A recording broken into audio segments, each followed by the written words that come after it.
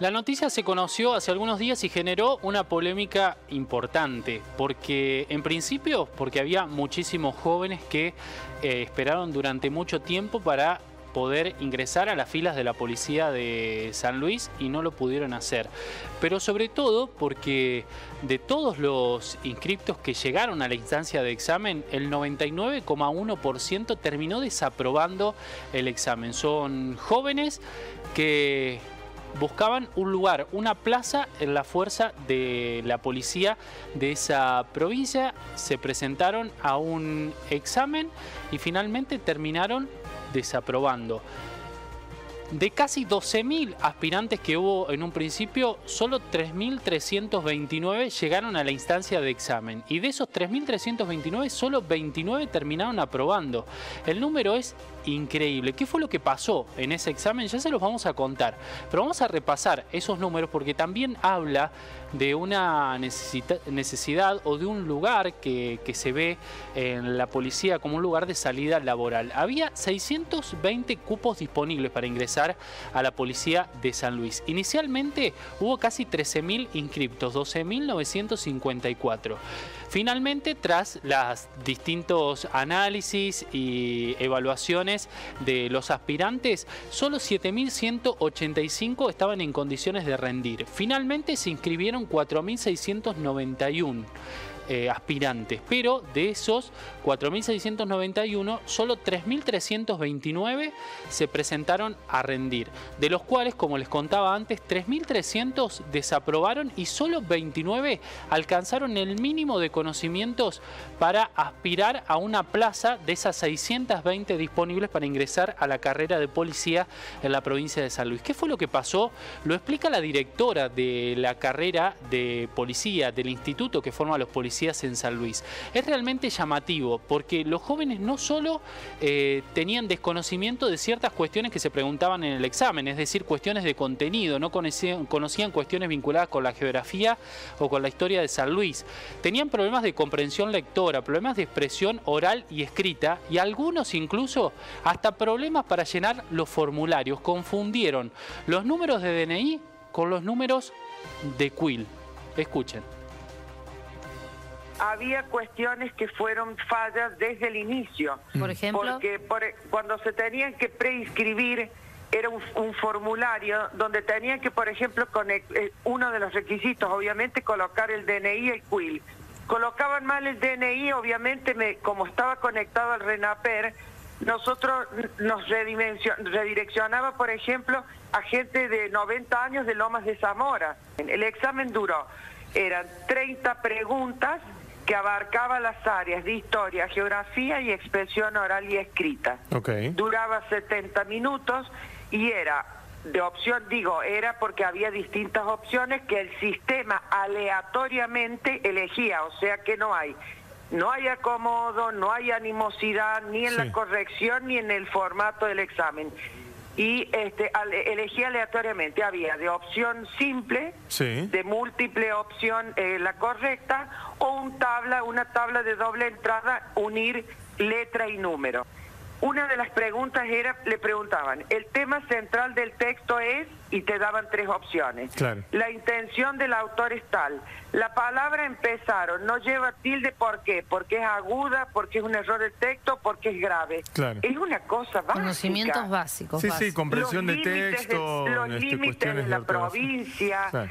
Cuestiones que hacen a hechos históricos fundamentales de la provincia. Entonces, nos preguntamos si nosotros, como institución educativa y el Ministerio de Seguridad, no podemos permitir, son personas que van a formarse, por ejemplo, en el caso del curso de agentes de policía, que además tienen que entrar con el secundario completo, entonces nos pensamos qué secundario tenemos. En un año de una formación, por ejemplo, en estos momentos, un agente que recién ingresa en marzo cobró 127.000 pesos. Bueno, ustedes lo escucharon, no sabían distinguir los límites de la provincia de San Luis, pero tenían problemas hasta para completar el formulario con datos personales. Hasta allí se notaron las falencias. Y el requisito, el único requisito, uno de los únicos requisitos para poder aspirar a ser policías en San Luis, es necesario tener estudios secundarios, el secundario completo. Ahora la gran pregunta, y ya para mirarlo desde una mirada más global, un poco más desde arriba, es ¿para qué nos está preparando el secundario? O si el secundario nos está preparando efectivamente a los jóvenes para esa salida a la vida, para quienes pretenden continuar con sus estudios o para quienes pretenden insertarse en el mundo laboral. ¿Qué es lo que está fallando en la educación? Que hay jóvenes que llegan a una instancia de evaluación y que ni siquiera saben distinguir entre un número de DNI y un número de CUIL, o no saben cuáles son los límites de la provincia en la que viven. Bueno, vamos a saludar a Marcelo Sosa, es ex ministro de Educación de la provincia de San Luis, docente universitario además en esa provincia. Marcelo, ¿qué tal? Buen mediodía. ¿Qué tal? Bien. Bueno, vamos a hacer el intento de poder escuchar su reflexión. Lo presentábamos antes. Evidentemente, la educación secundaria está atravesando serios inconvenientes. Los jóvenes y adolescentes que salen del sistema educativo tienen muchas dificultades para poder insertarse en el ámbito universitario, en el ámbito laboral. ¿Qué visión tiene sobre esto? En primer lugar, este problema no es nuevo. Quizás se haya potenciado por la pandemia del COVID. Hay una cuestión también asociada a veces a las cuestiones sociales y económicas, pero esto no es nuevo. Pero quizás se ha visto exacerbado en este tiempo, ¿no? Porque si nosotros tuviéramos un examen hoy, en matemáticas, por ejemplo, nos sacaríamos un 3 y en lengua un 4, es decir, no aprobamos ni matemáticas ni tampoco aprobamos lengua.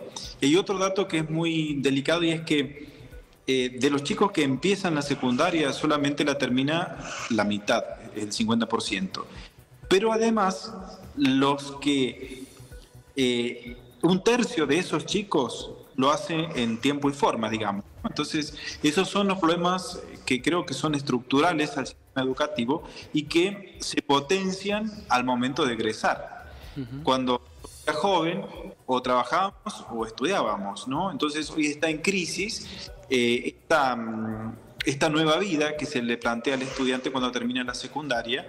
Y yo pensaba, ¿cómo salimos de esto, ¿no? De este problema? Y yo pensaba que si tuviéramos que salir de la ciudad de Río Cuarto hacia Banda Norte, tenemos que hacerlo a través de un puente, salvo que quisiéramos cruzar caminando el Río Cuarto, ¿no? Entonces, ese puente tiene que ser ese puente bifurcado con dos direcciones. Uno debe ser la universidad y el otro debe ser el mundo del trabajo. Y para eso tenemos que acompañarlos a nuestros estudiantes, ¿Y hoy, ¿no? ¿qué está pasando? El sistema educativo no está ofreciendo ese puente bifurcado, porque compartíamos la experiencia de la policía de San Luis, donde los jóvenes no tenían conocimiento sobre cuestiones que uno piensa que son básicas, como los límites de la provincia, pero tampoco sabían completar un formulario con datos personales. Pero fuera de lo que es ese ámbito particular del de la policía, hemos escuchado empresas como Toyota, por ejemplo, que quería contratar jóvenes y no encontraba jóvenes con el secundario completo o tenían muchas dificultades para comprender las consignas o lo que se les indicaba que hicieran. Claro, sí. Yo soy docente universitario en varias universidades y lo conozco de modo directo. A veces trato con los remedios que yo tengo de trabajarlo.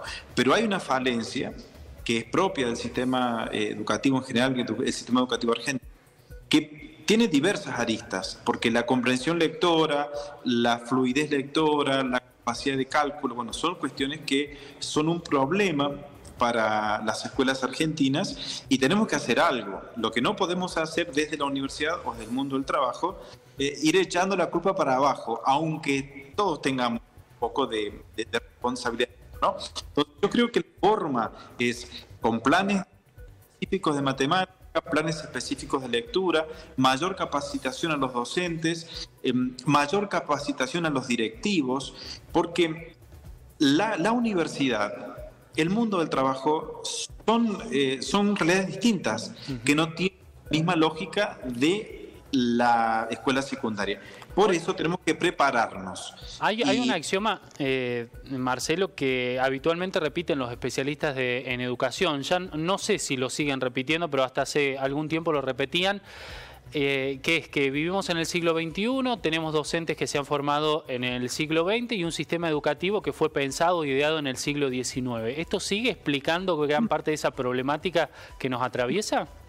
Es muy fácil. Yo creo que no. Yo me considero, y como te considero a vos, bueno, somos buenos profesionales y nos hemos formado en la escuela pública, la escuela tradicional, que hay que adaptarla, por supuesto, pero a la escuela la formamos nosotros. Entonces yo creo que no se trata de echar culpas, sino de hacernos cargo de lo que hoy está pasando en la educación en todos sus niveles. Porque yo como docente universitario no puedo decir que no tengo problemas, por ejemplo, en estudiantes avanzados de tercero o de cuarto año, ¿no? Entonces yo creo que es como una muleta, quizás suene bien, que tenemos lo que decía recién, pero yo creo que yo hago una reivindicación siempre de la educación pública, de la escuela pública, de la universidad pública, porque esta universidad es la que nos ha dado premios Nobel a nuestro país. Esta educación es la que posibilitó las gloriosas escuelas normales, las escuelas técnicas, etc. Entonces, hoy tenemos que adaptarnos todos al nuevo mundo, que además está atravesado por la realidad de la pospandemia, ¿no? Entonces, yo creo que la mejor forma es hacer responsables, establecer planes y construir esos puentes. Y nosotros tenemos que acompañar a nuestros estudiantes a que caminen, a que transiten ese puente, pero prepararlos porque después lo tendrán que hacer, ¿no? Bien. Porque tenemos el otro problema, si nosotros no logramos que los estudiantes se interesen y se inserten en la universidad o en el mundo formal del trabajo, aparece la deserción de la universidad, aparecen el autoempleo o aparecen las changas, ¿no? Sí, sí. Como la precarización, claro. Marcelo, como adultos, nosotros tenemos que hacernos responsables porque a los sistemas los formamos nosotros. Marcelo, ha sido muy interesante hablar con usted, seguramente lo volveremos a consultar. Le agradecemos por este tiempo. Muchas gracias, igualmente.